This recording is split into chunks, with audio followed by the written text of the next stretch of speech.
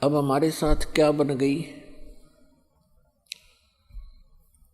जैसे अब देखो प्रत्येक प्राणी को ये ज्ञान हो गया है कि हम गलत स्थान पर हैं,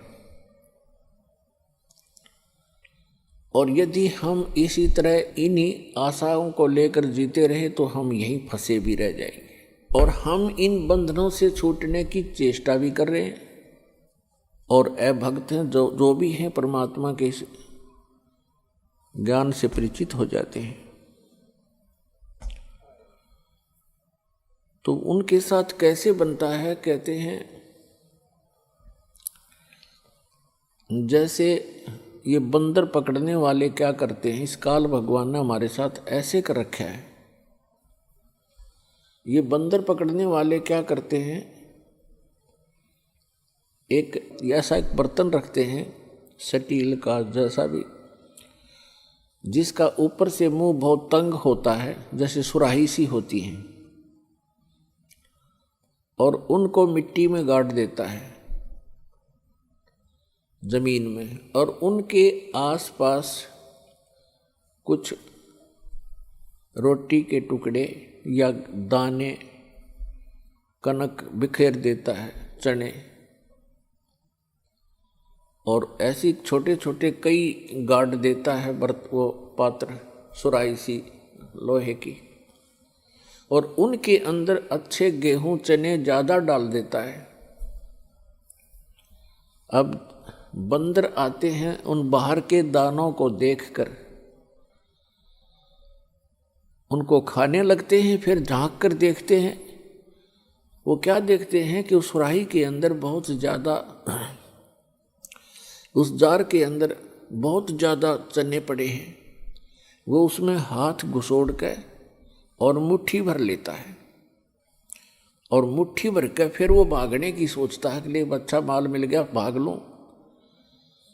अब वो मुट्ठी भरने के बाद वो मुट्ठी अड़ जाती है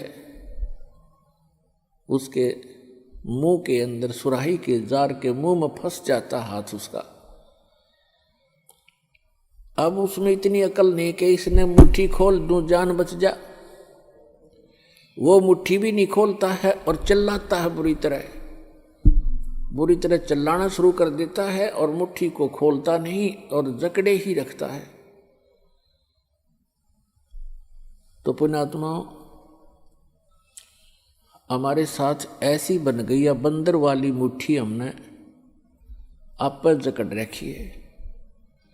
ये मेरा बेटा है या मेरी बेटी है, ये कार मेरी है या कोठी मेरी है।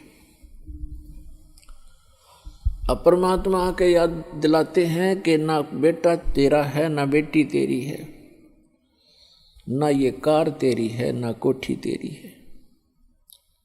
क्या बताते हैं, काया तेरी है नहीं, ये माया कहाँ से हो जब तेरा शरीर ही नहीं है।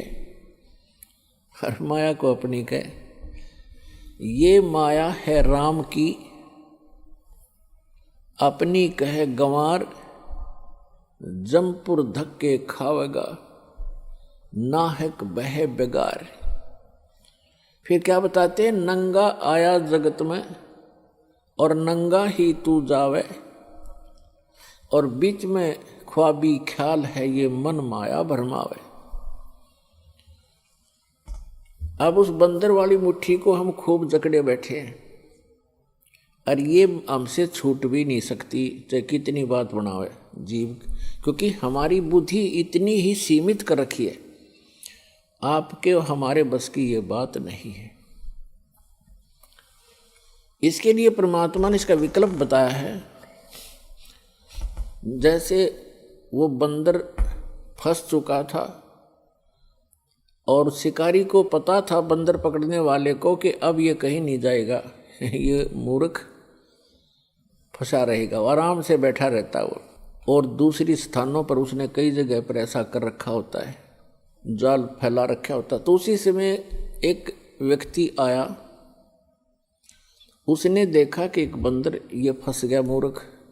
बोला, हाथ मुट्ठी छोड़ता नहीं, मुट्ठी खोल लेगा नहीं तो ये किसी प्रकार भी नहीं निकला है, और मुट्ठी छुड़वाने की चेष्टा करे, मन माने बुड़का भर ले, काट ले मुँह ते। तो हमारी ऐसी दशा होगी, किसी को न्यू समझावे कि ये जिस संपत्ति और संतान को तू अपना मानने बैठा है, भगत ये तेरी नहीं है, इसके साथ साथ तू परमात्मा को याद कर। तो हमने खूब देखा है, हम ऐसे स्थान में जन्मे थे, वो क्या कहा करते कि भगवान के खान ने देगा, अपना करके खाना होता है, भगवान के ले रहा है। ऐसी तरह के भी लोग हमने देखे, क्योंकि ज्ञान ना होने से हम ये भाषा बोलेंगे फिर। तो उसने क्या किया उस व्यक्ति ने कि ये बोला व्यक्ति, ये बोला बंदर फंस गया और ये शिकारी इसको बेचेगा, फिर कोई इसका दुरुपयोग करेगा, इसको फिर इसके साथ जो है ना अपना रोजी रोटी ले जाते हैं, गाँव में शहरों में बंदर का तमाशा दिखाते हैं, खेल दिखाते हैं, ऐसे जीव को दुखी करेगा। तो पुण्यात्मा उसने क्या किया, जैसे वो बंदर मुट्ठी फंसाए बैठा था, उसके हाथ की रेंज से दूसरे हाथ की रेंज से थोड़ी सी दूरी पर केला डाल दिया, एक केला। अब बंदर ने सोचा केला और उठा ले, और थोड़ा दूरी पर था नू, और उधर से मुट्ठी में फंस रही उसमें। अब केला ठाने की जब चेष्टा करने लगा, उसका हाथ से ध्यान हट गया, वो चने निकल गए खड़दे ही नीचे ने, उसका हाथ निकल गया और केला ठा के भाग गया। जान बची, बढ़िया चीज मिली। तो परमात्मा ने हमारे को राम नाम का केला दे दिया, इसने ठा के भाग जावांगे, हमारा बस किया मुट्ठी छोड़नी को ना।